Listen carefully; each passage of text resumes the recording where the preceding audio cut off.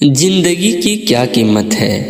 एक बार की बात है, गौतम बुद्ध अपने शिष्यों को जिंदगी से जुड़ी अच्छी बुरी चीज़ों का ज्ञान दे रहे थे। सभी शिष्य उनकी बातों को बहुत ध्यान से सुन रहे थे। उन सभी में एक शिष्य ऐसा था जिसे प्रश्न पूछने की बहुत आदत थी। वह उठकर गौतम बुद्ध के पास गया और उसने बोला, आप हमें जिंदगी के बारे में जो कुछ सिखा रहे हैं उस सब का क्या फ़ायदा, क्योंकि हम में से बहुत से बच्चों को ये भी नहीं पता कि हमारे जीवन का मूल्य क्या है और यह जीवन हमारे लिए कितना कीमती है। पहले आप हमें यह बताइए कि इस जीवन का मूल्य क्या है। अपने शिष्यों की बात सुनकर गौतम बुद्ध अपने कक्ष में गए और एक चमकता हुआ पत्थर का टुकड़ा लेकर आए।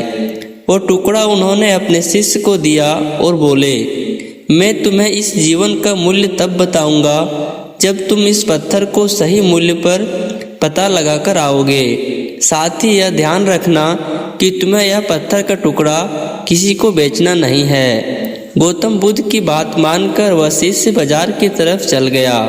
बाजार में सबसे पहले उसकी नज़र एक फल बेचने वाले पर पड़ी और उसने वह पत्थर उस फल वाले को दिखाया और बोला, इस पत्थर के बदले में आप मुझे कितने फल दे सकते हो। फल वाला बोला, यह पत्थर कुछ खास तो नहीं है, लेकिन फिर भी इसके बदले में तुम्हें 10 केले दे सकता हूँ। वह शिष्य उस पत्थर को लेकर आगे चला गया।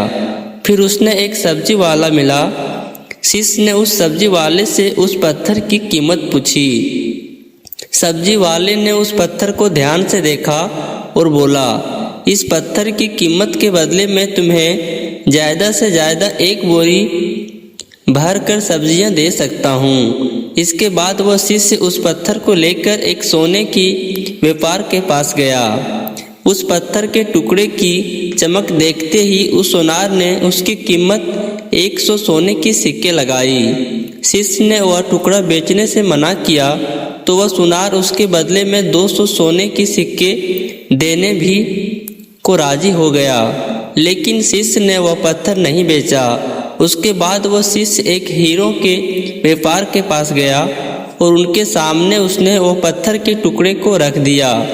उस पत्थर को देखते ही हीरो के व्यापारी ने एक साफ कपड़ा बिछाया, उस पत्थर को उसके ऊपर रखा, फिर उसकी परिक्रमा की और हाथ जोड़कर उस पत्थर को कपड़े में लपेटते हुए वो बोला, तुम जिसे मामूली पत्थर समझकर उसकी कीमत पूछ रहे हो, असल में यह एक बेशकीमती रूबी है।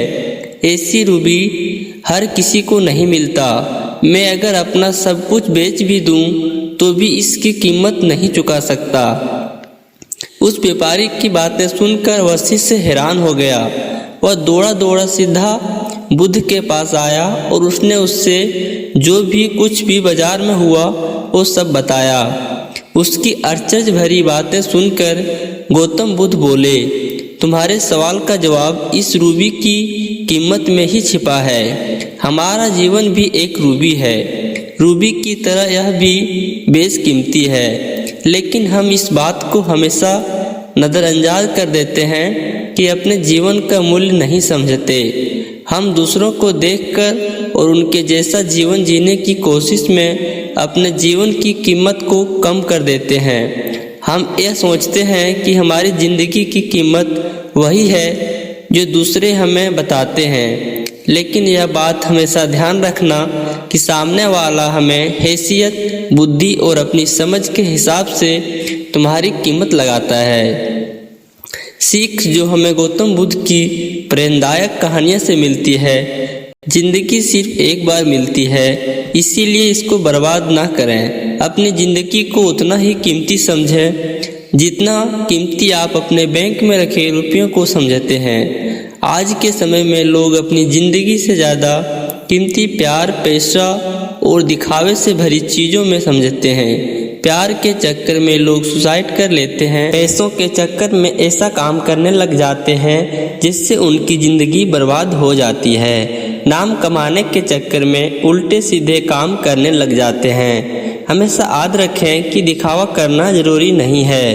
प्यार दोबारा मिल सकता है, पैसा भी कमाया जा सकता है, लेकिन ज़िंदगी को फिर से पाया नहीं जा सकता। इसीलिए अपनी इस बेशकीमती ज़िंदगी को अच्छे से जिएं, हर पल को आनंद लें। कभी ये ना सोचें कि आप इस दुनिया में किसी काम के नहीं हैं, ना कभी ये सोचें कि आपकी ज़िंदगी व्यर्थ है। आपके होने या ना होने से कुछ फ़र्क नहीं पड़ता।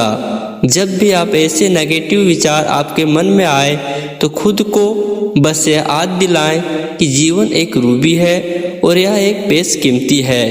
ऐसे ही मोटिवेशनल कहानी के लिए हमारे चैनल को सब्सक्राइब करें और वीडियो को लाइक करें। मिलते हैं अगले वीडियो में, तब तक जय हिंद।